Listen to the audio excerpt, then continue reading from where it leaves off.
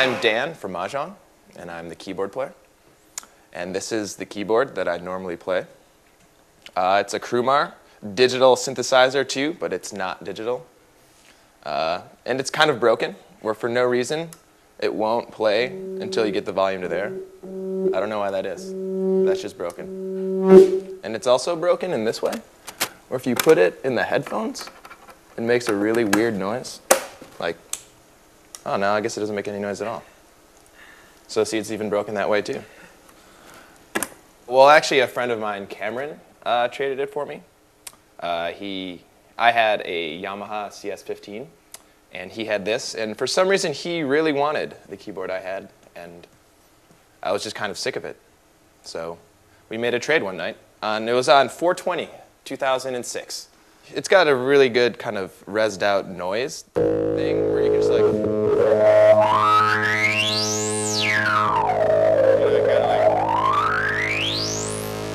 kind of Pink Floyd laser light show thing going on. I mean, the basic setup is pretty much the same, where it's, you know, you just have your basic ASDR functions on your filter and your amplitude.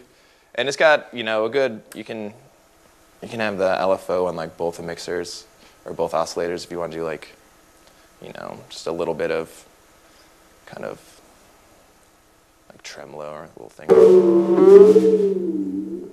know, get a little delay in.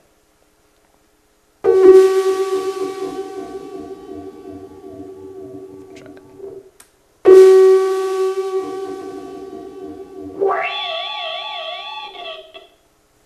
And it gets to do weird shit.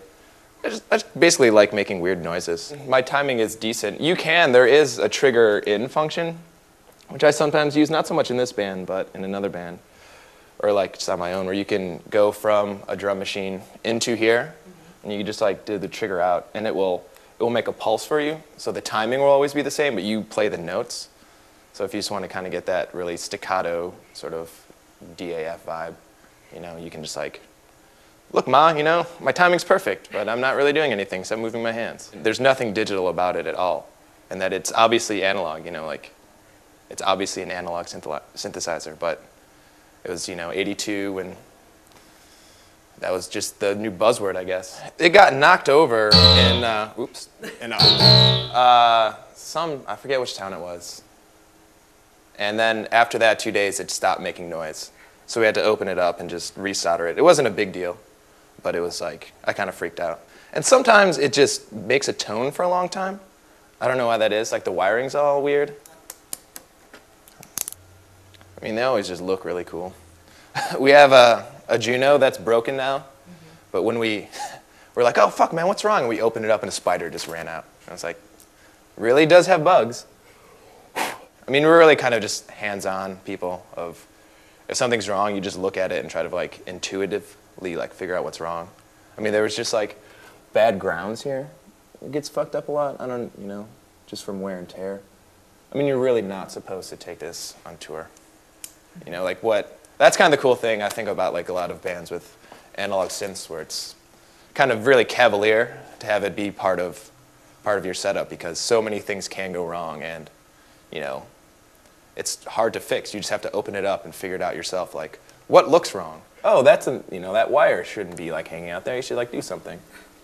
I have friends who've gotten really into like the idea of synths, and like, I like it also has like this guy's name, whoever, you know, Mark Lewis Haley is. And I want to think that that's a social security number, because it's just got like the right amount of digits, you know, and like how they're broken up, but they're probably not that. I mean, I can understand why people get so into just the aesthetics of synthesizers, where we've played shows and like I haven't played a note or anything. A guy will come up and be like, awesome, man, and just like looking at it, just like get really into like the museum piece aspect.